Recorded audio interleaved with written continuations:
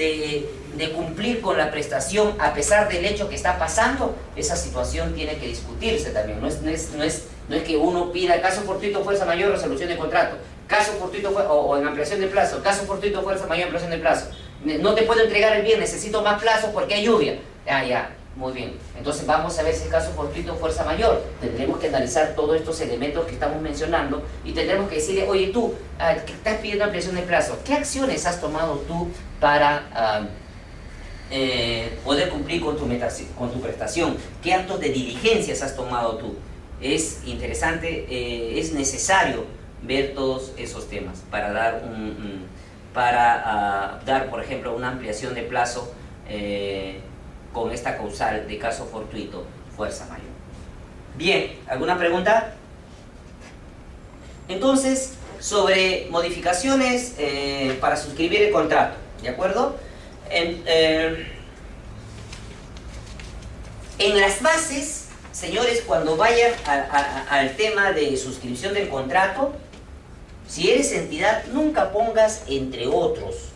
A veces las entidades ponen las bases, entre otros deberá presentar los siguientes documentos.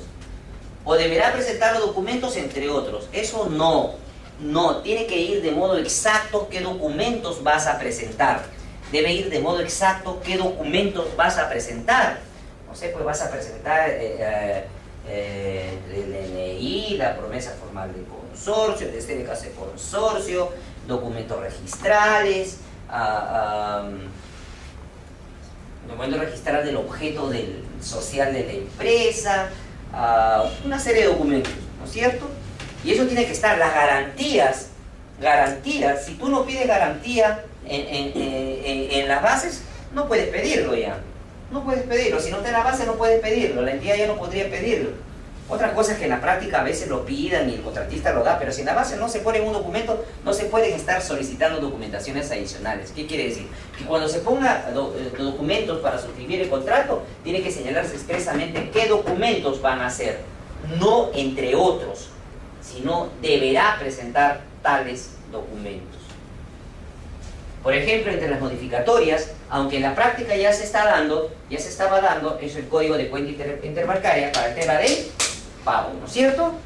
Y lo otro es la traducción oficial efectuada por traductor público juramentado, ¿de acuerdo? De todos los documentos de la propuesta presentados en idioma extranjero y que fueran acompañados por traducción certificada. Señores, en este tema de traducciones, han salido ya opiniones que ustedes ya profundizan en la tranquilidad de su casa sobre este tema, ¿ya? A ver, ¿cuáles son estos? Traducción público juramentada. Bien, ahorita ha salido anteayer esta opinión sobre ese tema, traducción oficial y certificada. Chequéenlo, es importantísimo. Opinión 027-2013 DTN. Traducción oficial y certificada. Opinión 027-2013 DTN. Ha salido anteayer esta opinión, que es la última. ¿De acuerdo? Que es la última. Acá se hace un análisis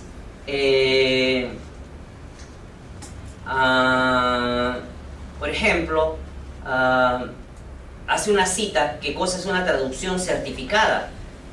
Una traducción certificada sería una versión traducida a una lengua meta de un documento en una lengua origen por un traductor colegiado certificado del Colegio de Traductores del Perú. Y una traducción oficial es establecida por, acá da la norma, no me voy a meter eso para que ustedes revisen, y una traducción pública juramentada es la efectuada por los traductores oficiales escritos en documentos de un idioma extranjero al castellano o viceversa. Entonces, las traducciones que realicen los traductores públicos juramentados en el ejercicio de su función merecen fe pública y tienen validez legal. Ahora, la traducción oficial de un traductor público juramentado debe ser sobre aquel documento que previamente ha estado aprobado por el consulado, el Ministerio de Relaciones Exteriores. Es decir, que este tema de la traducción que tú presentaste, por ejemplo, en la propuesta técnica tú puedes presentar una traducción simple, ¿no es cierto? Pero aquí tiene que ser con toda la formalidad. O tú puedes presentar un documento simple de una traducción. A veces presentan, se han visto situaciones que presentan la traducción justo de uno de la empresa, pero eso no es oficial, ¿no es cierto? Allá vas a tener que presentar las traducciones conforme a esta formalidad. Ahora, entonces sobre este tema, revisen esta opinión, por favor, ¿sí? Y les voy a dar otra opinión sobre este tema de 2013 también, señores. Miren cómo están preguntando porque no está claro este tema. Hay muchos matices. Es la opinión 018-2013 DTN. Es la opinión 018-2013 DTN sobre traducción de documentos. ¿De acuerdo? Acá hace un análisis de toda la norma aplicable, toda la normatividad aplicable para este aspecto, que son especiales, esos de los traductores, sus documentos, sus manuales. Acá se rayan ya ustedes. Pero es interesante, ¿ya? Es interesante discutir este tema de los traductores, con una traducción certificada, con una traducción oficial, pues, certificada, traductores certificados, el otro son traductores públicos juramentados, es todo un tema. Ahora, esta materia también ha sido discutido, esta materia de las traducciones también ha sido discutido a nivel del tribunal. Y también se analiza este tema de las traducciones. Ahora ustedes dirán, oye, ¿cómo existen dos opiniones en 2013 sobre este tema? Precisamente es que es un tema que una nueva modificatoria y su aplicación está siendo materia de consulta, está siendo desarrollado. Miren cómo las opiniones desarrollan la norma. Es interesantísimo las opiniones. Y usted, en su casa, lee, revisa, o capaz está en estos casos. Es más, yo necesariamente sé que ustedes se van a meter en ese caso, porque acuérdense que todos los documentos presentados para requisitos técnicos mínimos o para factores que estén en otro idioma extranjero, tienen que ser traducidos al español. Por ejemplo, este caso se discutió también una resolución del tribunal, también ahorita 2013, es la resolución 425 2013 TCS3, traducción oficial, resolución del Tribunal 425 2013 TCS3, resolución del Tribunal 425 2013 TCS3. Mira, acá, por ejemplo, acá presentaron es interesante, o sea, revisen la opinión, revisen esta resolución. Acá, por ejemplo, acá había una traducción sin legalización oficial, realizada por una traductora pública juramentada, pero no sobre un documento que previamente haya sido legalizado por el consulado o por el Ministerio de Relaciones Exteriores, sino sobre un documento que no se quiere esa formalidad, y se le dijo no, eso no es oficial. Y ellos decían que sí, eso no es oficial. En esta resolución del tribunal también se discute ese tema. ¿De acuerdo? Entonces, señores, por favor, a revisar esa documentación. Tenerlo en cuenta, por favor. Como que la información que se les está dando, ya les he dicho, señores, así como se les está dando de la forma más sistematizada, traten de aprovecharlo, ¿sí? A ver, ¿qué más tenemos? Ya, se me borró un ratito. ¿Preguntas? Bien. Ahora, ya se me borró. Vamos a la siguiente diapositiva. Entonces, a meterse bastante en esos temas de traducción. Ahora, ¿qué documentos integran el contrato? ¿Qué documentos integran el contrato? ¿Qué documentos integran el contrato? ¿Ya? A ver, un segundito que puedo hacer contrato. A ver, que se me borró. A ver, voy a negociar.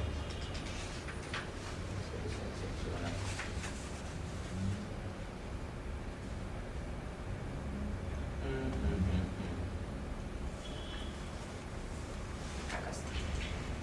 Se me olvidó cuando se borra la información. Bien. ¿Ninguna pregunta? Ahora hay que guardar la información en todo sitio, ¿no? Me acuerdo una vez, no guardaba, confiado, uno en UCB me asaltaron. Pero se llevó toda mi información. Bueno, lo bueno que el choro ya está dictando también, llevo contrataciones, especializado en el tema. Otro modo de ganarse la vida. Pero hay que guardar por todos sitios. Bien, documentos que integran el contrato. Miren, este es importante porque les voy a poner un ejemplo. Uno, el texto que lo contiene, el contrato. Dos, las bases integradas. Tres, la oferta ganadora. ¿De acuerdo? Solo en aspectos vinculados a su propuesta y no aspectos que modifiquen otras condiciones. La oferta ganadora y lo que él ha vinculado. Las modificaciones que tengan, que tengan con posterioridad a la suscripción. Ya lo hemos dicho, las modificaciones al contrato que esa tenga posterior. Entonces, desde el punto de vista de contrataciones, señores, el contrato es el documento. ¿Qué más? Las bases. ¿Qué más? La propuesta ganadora. Entonces, todas las modificaciones que se dejan con posterioridad y la documentación que se establezca en el expediente de contratación que se consigne como obligaciones. Entonces, desde el punto de vista de contrataciones del Estado, el contrato es serio. Ahora, por ejemplo, caso de la vida real. El mismo ahí con ese mismo del caso anterior. Miren, requisitos técnicos mínimos, plazo de entrega, 20 días. ¿De acuerdo? De un bien. Propuesta ganadora, plazo de entrega, 20 días. Contrato, plazo de entrega, 40 días. ¿Cuál prevalece? ¿40 o 20? Ojo, mira, una cosa es 20 y los efectos jurídicos aquí es que en principio si asumimos 20 y este señor entregaba 20 días después, había una penalidad de 300.000 soles, contratación de varios ceros a la derecha. Y si usted dice 40 días, pues no paga nada. Por eso, ¿cuál es? ¿20 o 40? ¿Cuál creen? 20, 40. ¿Ah? 20. ¿Qué dijo la entidad? 40.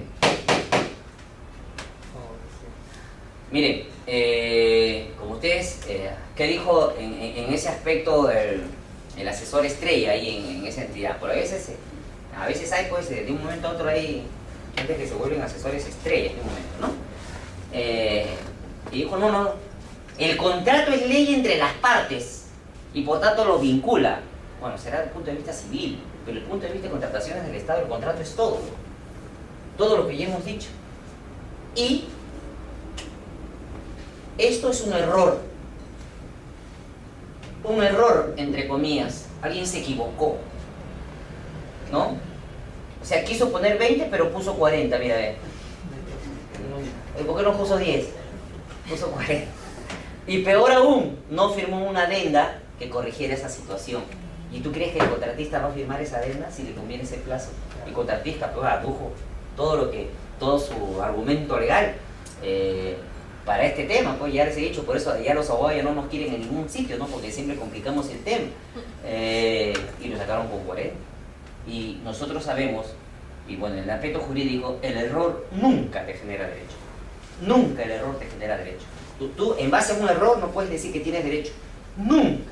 Es una situación básica jurídica, el error nunca te genera derecho. ¿De acuerdo? Y además, esta situación, alguien dice que se equivocó, debió corregirlo con una adenda. No. Y se suscribió con decisión, con el asesoramiento del asesor estrella, se sacó este tema de 40 días y al señor se le ahorró, entre comillas, 300.000 soles. Situaciones que a veces, ya sabemos, en el empleo de las figuras jurídicas, a veces pues en la práctica cuando se quiere mal utilizar, se le da pues se le da la interpretación a la medida, ¿no es cierto?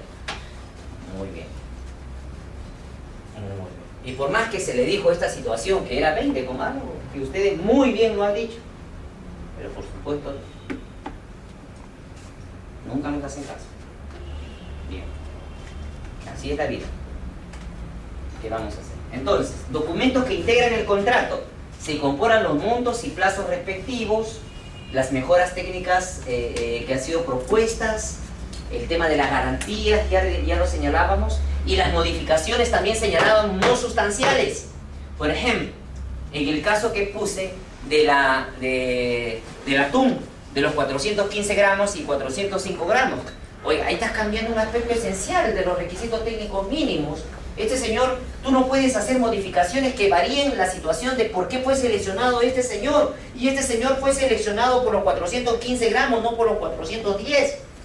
Cambia los aspectos por los cuales ha sido seleccionado. Eso no puedes hacer. Muy bien. Ahora, en el tema de los adicionales, de las adendas, acá hay otro tema, ¿no? En el tema de las adendas, a veces pues con las adendas se hacen, no sé, maravillas, no sé cómo decirlo, pero con las adendas se hacen muchas cosas no adecuadas a veces, ¿no? Por decirlo menos.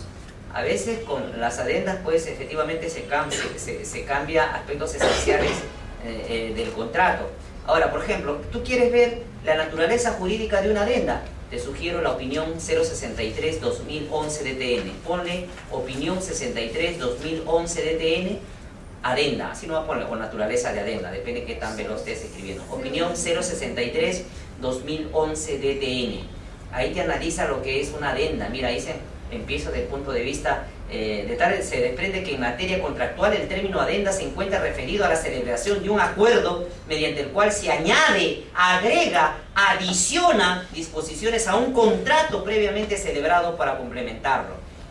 ¿De acuerdo? Esto modifica pues el contrato original.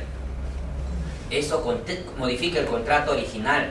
Entonces ahí en esa opinión hay más sobre este tema, sobre adenda. Entonces sobre la adenda pues tú no puedes decir, por ejemplo, como hacen algunas entidades, oye, ya estamos acá, ¿cuánto es? Diciembre. Ah, ya, adenda de prórroga por mutuo acuerdo con sello de los asesores jurídicos. Eso no se puede hacer, pues, no puede. O sea, ojo que en el tema de las adendas, señores, en el tema de las adendas, tener también bastante cuidado, ¿no? No solamente la entidad, sino usted que participa de alguna suscripción de una adenda que no responda pues a su naturaleza jurídica, o que haga cambios pues como ese tema del atún, o que denaturalice esta figura, o que en diciembre firmes una adenda para hoy. No, al menos para los funcionarios esto y servidores del Estado, esto ya la Contraloría ya lo ha dicho, y ya lo hemos visto también en una sesión, que esto es falta grave. Que esto es falta grave, y no solamente falta grave, sino que si hay un perjuicio por el Estado, falta muy grave, con inhabilitación hasta 5 años. Ahorita, justo me llama una alumna, que es gerente administrativo en una institución del Estado, bueno, y me dice que le ha caído auditoría, y me enseña, porque sí le he traído, los hallazgos que le he hecho, y utilizan esa norma que les he dado en sus diapositivas cuando hemos visto responsabilidad del funcionario. Utilizan esa norma, así que tener bastante cuidado. Ahí pues hay situaciones donde se puede, y hay situaciones donde no se puede hacer descargo. Por ejemplo, ahí sí un hallazgo era que, por ejemplo, en el cual yo no estaba de acuerdo, era que, por ejemplo, decían, solamente ha recurrido a 2 cotizadores, ha ido a precios históricos, los ha consultado, pero ha dicho que no hay igual ni similar, por lo tanto ha incumplido la norma y no ha empleado 2 fuentes. Eso no es correcto, porque ya sabemos que basta que consultes otra fuente, ya lo estás empleando. Bueno, yo tampoco nunca he estado de acuerdo con eso, pero la norma establece eso dice, ¿no? Para las fuentes. ¿Se acuerdan que dije? Basta que tú tienes cotizaciones, basta que consultes a otras fuentes y no hay iguales o similares, ahí se dice que ya está empleando 2 fuentes. Y ya hubo 2 cotizaciones, entonces ahí sí hay pluralidad de proveedores y marcas, ¿de acuerdo? O había pluralidad, y ahí no, pues. Pero hay situaciones pues donde le decían, oiga, acá se ha direccionado, ¿qué pasa? Que alguien había enviado su currículo, ¿cómo se dice? Currículo. Ya, alguien había enviado su currículo, y el del logístico había establecido los requerimientos igualito, pero lo peor que no lo había sacado. Y auditoría le dijo direccionamiento, y ahí se le dice, pues ahí, ¿y ahí qué hago? No sé, pues ahí ponte a rezar, ¿no? Que ya no cabe nada, ahí que no vas a sustentar nada. y así contrataciones, mucho cuidado también con este tema de los asesores. En esa entidad habían contratado varios asesores con esta modalidad. Y es más, personas que trabajaban en una entidad participaban ganaban asesorías en la misma entidad. Entonces, eso no es posible. Muy bien. Pero la idea es que están utilizando esas normas, hay que tener cuidado con ese tema. Sobre las garantías. Muy bien. Sobre las garantías, nosotros que sabemos, estas garantías es un instrumento pues establecido, o la carta fianza o la póliza de caución, son estas, ¿no? Pero por ejemplo, la póliza de caución es una garantía de naturaleza resarcitoria. La carta fianza también es personal, por lo cual un tercero, que es una entidad financiera, respalda las obligaciones de un deudor principal cuando éste incurra en un incumplimiento. Entonces, la garantía tiene por finalidad desincentivar el incumplimiento y, si incumple, resarcirte de los perjuicios que haya ocasionado. Entonces, la garantía tiene por finalidad desincentivar el incumplimiento y, si incumple, te vas a resarcir de los perjuicios que te haya ocasionado. Entonces, asegura pues también parcialmente el pago de los daños y perjuicios. Acá está, en otras palabras, derivados de la inejecución injustificada de las prestaciones a cargo del contratista. Las garantías. Primero vamos a hacer un repaso conceptual de esta, y luego vamos a entrar a casos prácticos sobre este tema, que también hay pronunciamientos y también hay resoluciones del tribunal y también opiniones. Pero diremos, por ejemplo, que las garantías se rigen, es una figura, la carta fianza, por ejemplo, es una figura que está establecida en el Código Civil y se rige, por lo tanto, por el Código Civil. El órgano competente para señalar cuáles son los alcances o cuáles son el órgano competente para decir los alcances o la forma como deben ser emitidas es la SBS, es el órgano competente. Bien, y así también ha hecho aquí con un oficio que ya le vamos a dar ahorita. En principio, estas garantías, vamos a ver que tiene estos requisitos, que es como un núcleo duro. Miren, incondicional. No puedes tú poner en la carta fianza, se te va a pagar siempre y cuando exista un informe de la Gerencia de Administración y Finanzas corroborando que ha quedado consentido. No, nada. No, eso no puedes poner ninguna condición. Y no me digas obvio, porque yo he visto cartas fianzas donde han sido aceptadas y tienen condiciones solidarias. Si el contratista, pues si este no, ya sabemos, si el banco no paga, son responsables solidariamente por el contratista. Pero aquí lo correcto es que tú dentro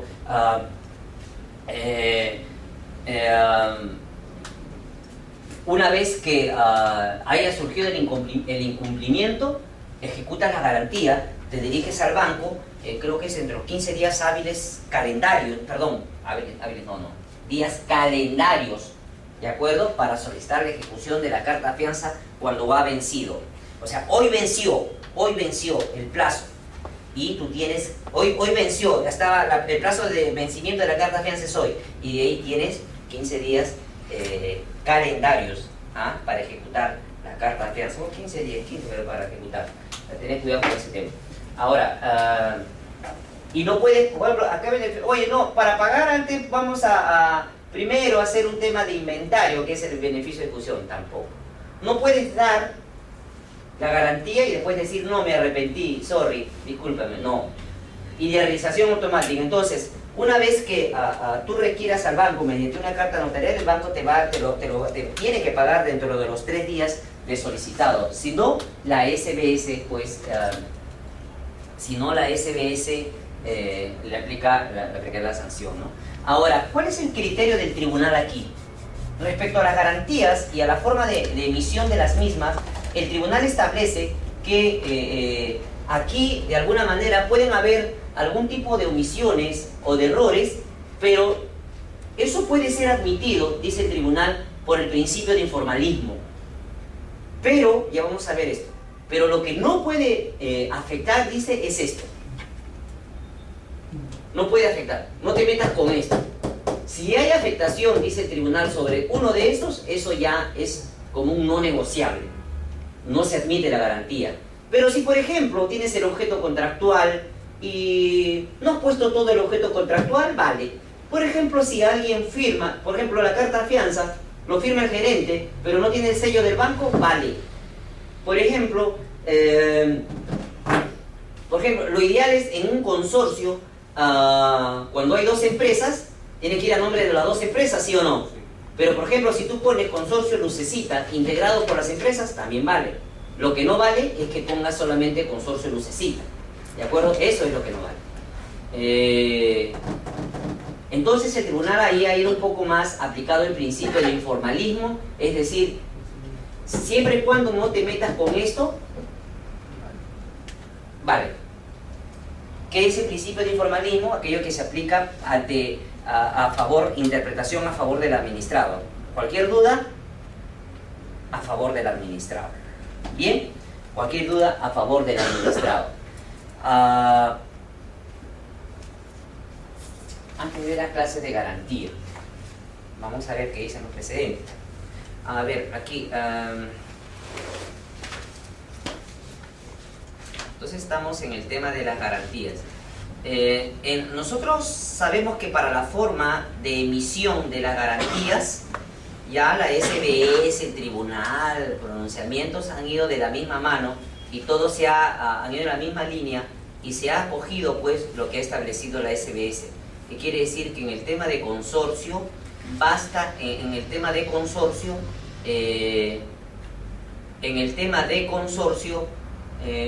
dije? Tiene que ir a nombre de cada uno de los consorciados. Tiene que ir el nombre de cada uno de los consorciados. Tiene que ir el nombre de cada uno de los consorciados. ¿No es cierto? Ahora, acá hay un oficio sobre este tema de la SBS. Acá hay un oficio sobre este tema de la SBS que señala cuál es la forma de emisión en caso de consorcios. Y es el oficio 5196 y es el oficio 5196-2011 SBS. Eso está en la página de la página web del OCE o lo googlean, ¿ya? Del 2 de febrero del 2011. Del 2 de febrero del 2011. Del 2 de febrero del 2011 de la SBS, ¿de acuerdo? De la SBS. Bien, ahora ahí pues está todo lo que les estoy diciendo, ¿no? En el caso de consorcio, cómo se debe emitir la garantía. ¿Ya? ¿Cómo se debe emitir la garantía? Y tiene que precisarse pues en la base si vas a presentar carta fianza o póliza de caución. Bien, vamos entonces a hacer un paseo por las resoluciones del tribunal, que es lo que dice en este sentido sobre las garantías. Bien, ¿alguna pregunta sobre las garantías, que es muy importante? Ya saben que las garantías, la propuesta, estoy hablando, la garantía pues no son, ¿qué pasa si usted presenta el último día y su garantía, la entidad le advierte un defecto?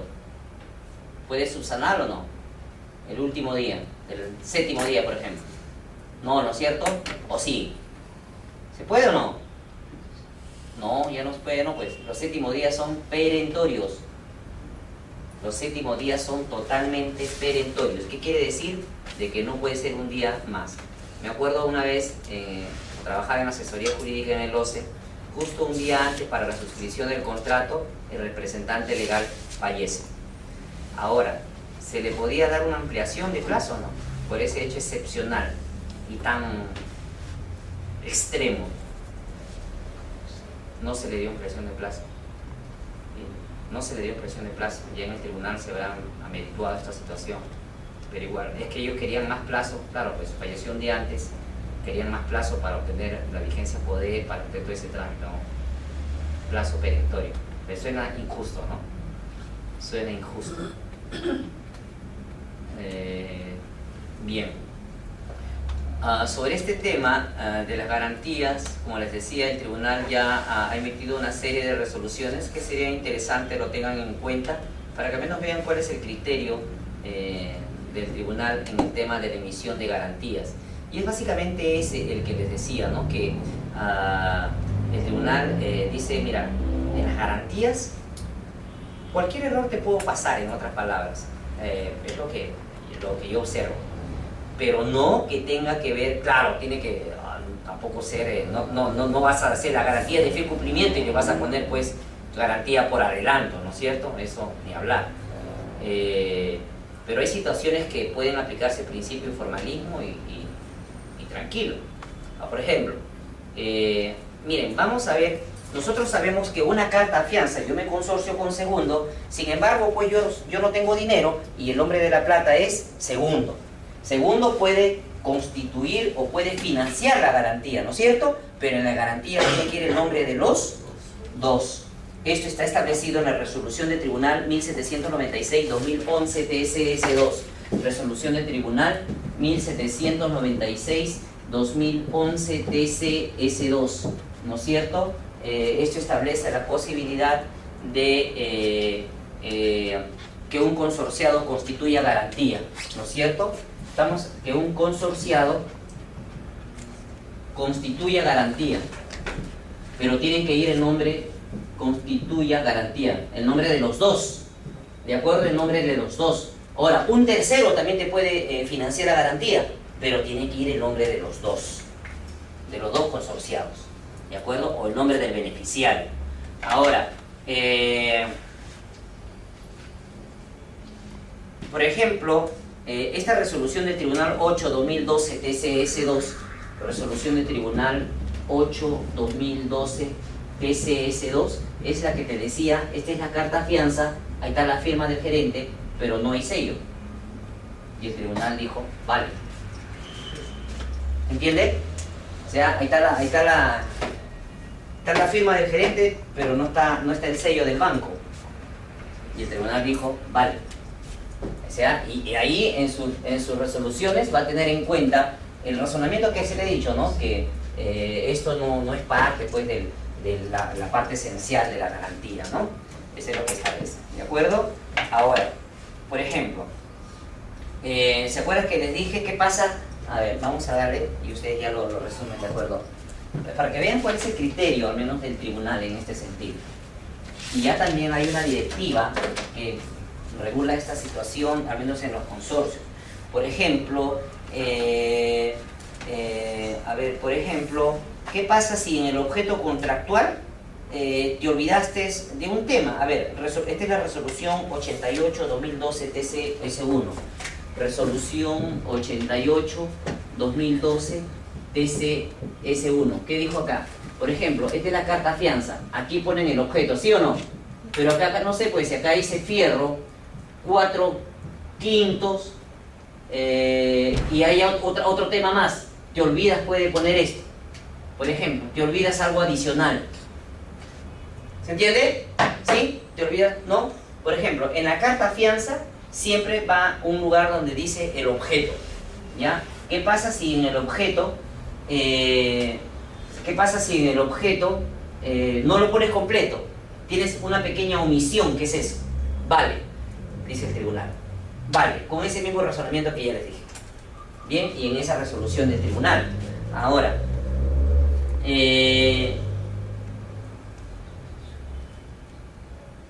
ya ustedes saben que, por ejemplo, el consorcio se llama, a ver, así le pusieron, Consorcio Lucecita, integrado por las empresas X e Y. En la carta fianza solo ponen Consorcio Lucecita. Eso no va. Así lo dice también, ya está. Eso se puede entender desde el oficio de la SBS. pero ya esto está en la resolución del Tribunal 1796-2011 TCS2. 1796-2011 TCS2. Resolución del Tribunal. Eso no va. ¿Bien? Ahora, también, ¿qué pasa? A ver, ¿se está entendiendo hasta ahí, por favor? ¿Alguien no entiende eso? ¿Alguna pregunta? Señores, Ernesto, ¿claro? ¿Todos? Nadie se lo repita. A revisar también esas resoluciones del tribunal, señores, por favor, ¿ya? A ver, miren, sigamos con el consorcio XI. Usted es una entidad. La garantía de fiel cumplimiento es 50.000 soles. Bien, la garantía de fiel cumplimiento es 50.000 soles. X e Y. Claro, este es X, S-A-I, S-R-L. X, S-A-I, S-R-L. 50.000 soles. Cada uno por 25.000 soles. ¿Está bien o no? ¿Está bien o no está bien? ¿O no está bien? Usted es entidad y así le dan. Usted es un privado. ¿Usted puede presentar así? ¿Mm? ¿Uno solo? ¿Ah? ¿Podría ser los dos? Miren. Ya, pero podría ser los dos. Pero tiene que ser así. ¿De acuerdo? Así. Los dos. Si usted puede meter 2, 3 de diferentes bancos, no hay problema. Pero cada uno tiene que estar los dos. Porque acuérdate que la SBS ha dicho que cuando es un consorcio, las garantías tienen que estar emitidas a nombre de los dos. ¿De acuerdo? ¿Se entendió? Sí. Eso está en la resolución 15-2012 TCS1. Resolución 015-2012 TCS1. ¿De acuerdo? Resolución del tribunal. Bien, resolución del tribunal.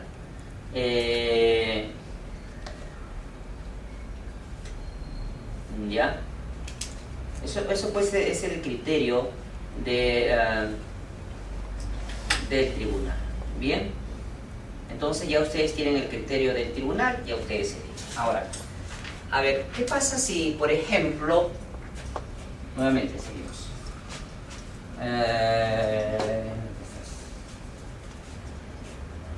Doy tanta vuelta que no sé dónde está. A ver. Nuevamente seguimos con el consorcio. A ver, señores. X, SRL, Y, SA. Carta fianza. A nombre de X e Y. ¿Qué observan? ¿Qué observan? ¿Falta qué cosa? La denominación social. No hay denominación social. ¿Vale o no vale? ¿Vale o no vale, señoras y señores? ¿Ah? Sepa que despierten, ¿ah? Ese casito así se saca de la sistematización que hago de estos instrumentos. ¿Qué opinan? ¿Y cuánto vale la carta fianza? Está para que le tiemble la mano. 300.000 soles. ¿Qué es entidad? ¿Lo acepto o no? Se olvidó colocar la denominación social.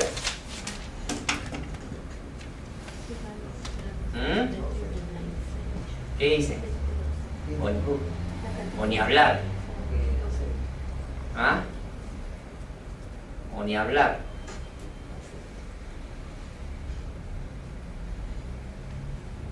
¿Qué dice, señores? Después que digan algo. ¿Ah? Resolución del tribunal.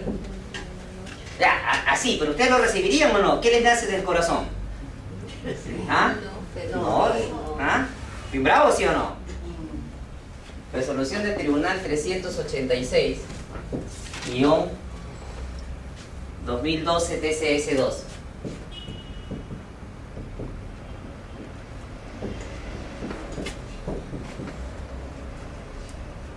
Sí vale. Buscamos, con ese mismo razonamiento, ¿eh? Pero si buscamos, por ejemplo, hay que tener en cuenta ahí, es decir, con el mismo razonamiento que les he explicado, pero no están las denominaciones sociales. Profesor, pero eso es igual a la resolución del tribunal anterior a la que usted ha explicado, ¿no? Que se omite, pero sí vale.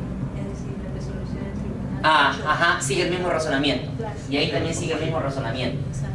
Pero vamos a revisar la OCE que dice la directiva 016-2012. Eso es lo bonito cuando ya se conversa con temas con instrumentos, ¿no? Con precedentes. Miren lo que dicen aquí, la directiva 016-2012. Apunten directiva 016-2012 OCCD. Directiva 016, vamos a ver. La directiva 016-2012 OCCD. Bien. Esto es participación de proveedores en consorcios. Y dice así. ¿Dónde estás?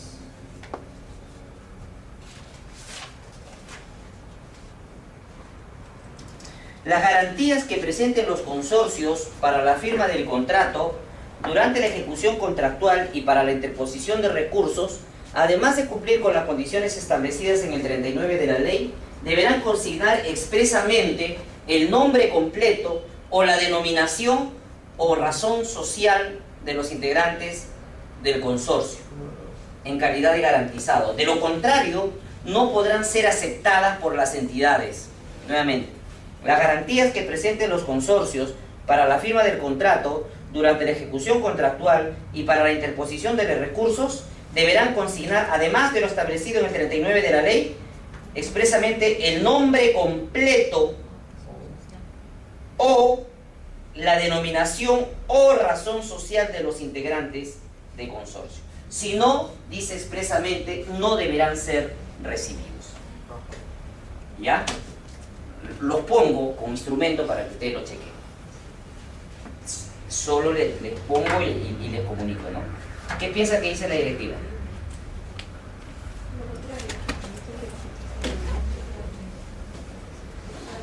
¿Ya? Muy bien. Siempre hay que revisar los tres precedentes o todos los instrumentos, todo tenemos que analizar, señores. Bien.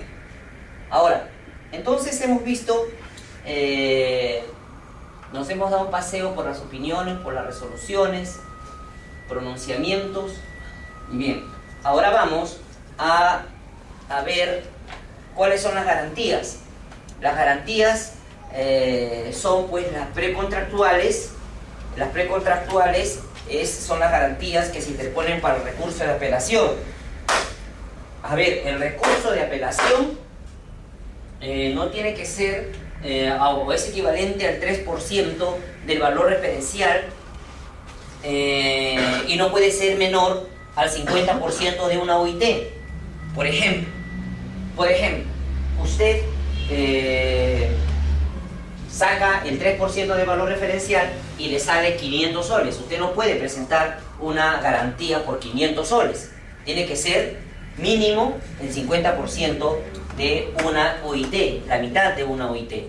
O también usted puede presentar dinero en el banco del OCE, cosa que eso va a estar condicionado al resultado del proceso, ¿no? Si te declaran, del recurso, si el recurso te declaran infundado, o te declaran improcedente, o te desistes del proceso, te ejecutan la garantía.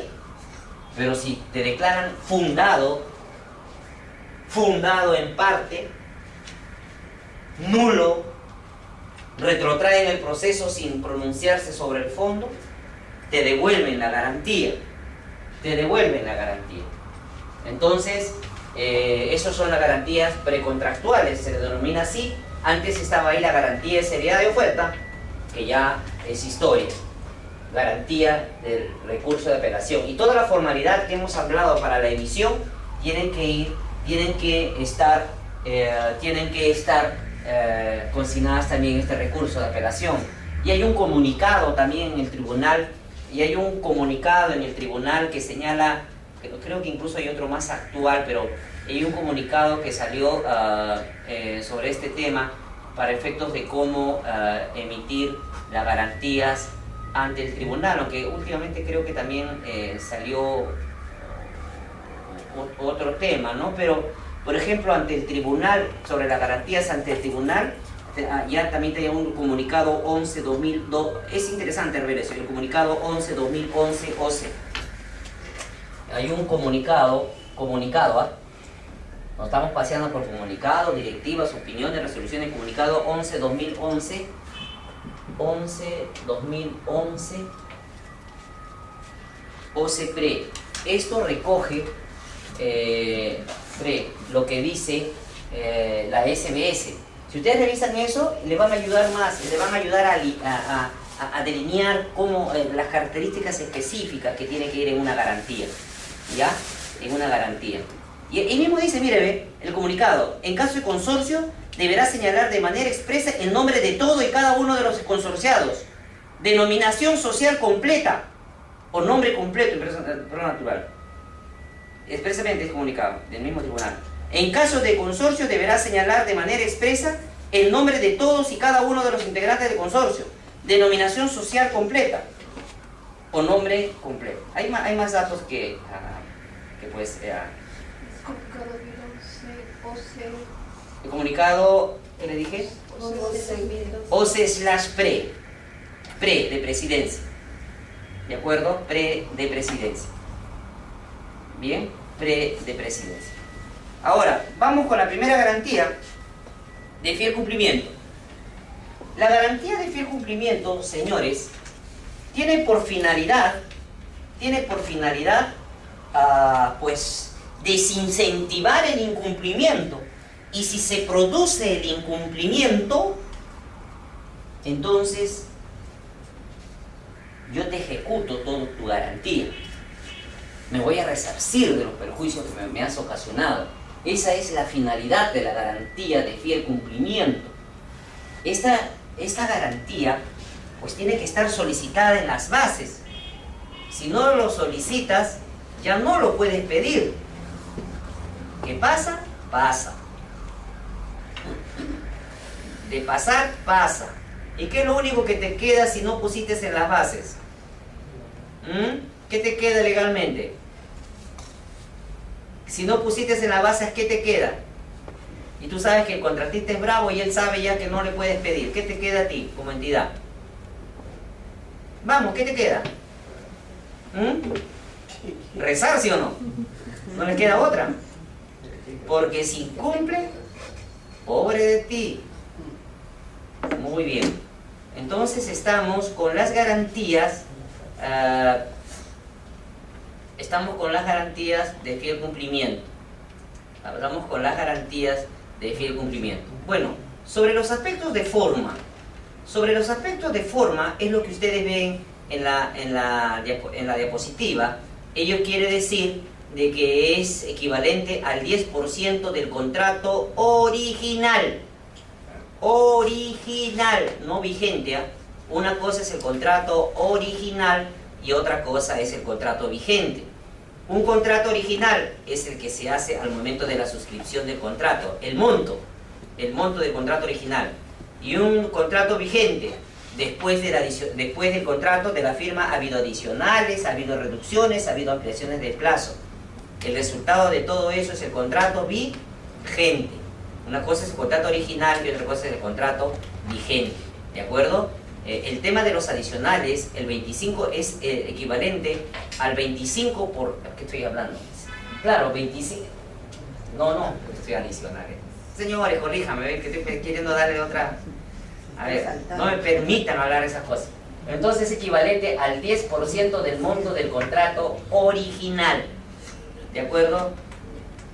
Contrato original. Estoy buscando opiniones para compartirlo con ustedes.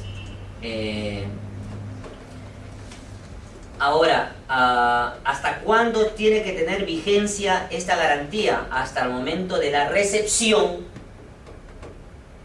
de los bienes, en el caso de servicios, bienes y servicios y consentimiento de la liquidación en obras. Y la entrega, pues, antes de suscribir el contrato. Y esto va ampliándose o reduciéndose según puede haber adicionales o reducciones. La entrega es antes de las partes. ¿Qué opinan lo que dijo hace poco un exministro ahí luciéndose en un programa sobre ese tema de los 40 millones, no sé? La gente no sabe lo que habla, critica por criticar. No, pero usted han pedido la carta fianza luego de la suscripción. Pero lo que la gente no sabe es que en el contrato llegamos al acuerdo que la carta fianza iba a ser presentado luego de la suscripción del contrato 10 días posteriores. ¿Qué opinan? ¿Factible eso o no? Eso no es posible. Eso no es posible. ¿No es cierto? Eso no es posible. Muy bien. Garantía de fiel cumplimiento. Entonces, quiero entrar a opiniones un ratito. Garantía de fiel cumplimiento. De fiel cumplimiento solamente se refiere, profesor, a la entrega, o también ahí se tiene que tener en cuenta los bienes, la calidad de los bienes que están entregando.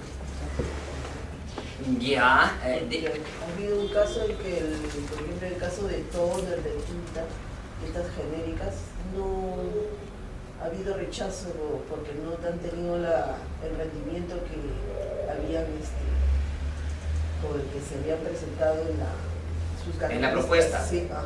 No cumplía. No cumplían. Ya. Iban hasta un mes. ¿Ahí se ejecuta o no? Eso es lo que... ¿Se ejecuta o no, señores, ahí? ¿Qué pasa cuando ese bien no está, las especificaciones técnicas no está conforme a lo que se solicitó? ¿Se ejecuta o no? ¿Hay incumplimiento o no? Claro que hay incumplimiento. Y por lo tanto, sí se ejecuta. Sí, claro. Yo si gusto, yo te doy un plazo para que subsanes esa situación. No lo cumples, te ejecuto. Te ejecuto la garantía por incumplimiento.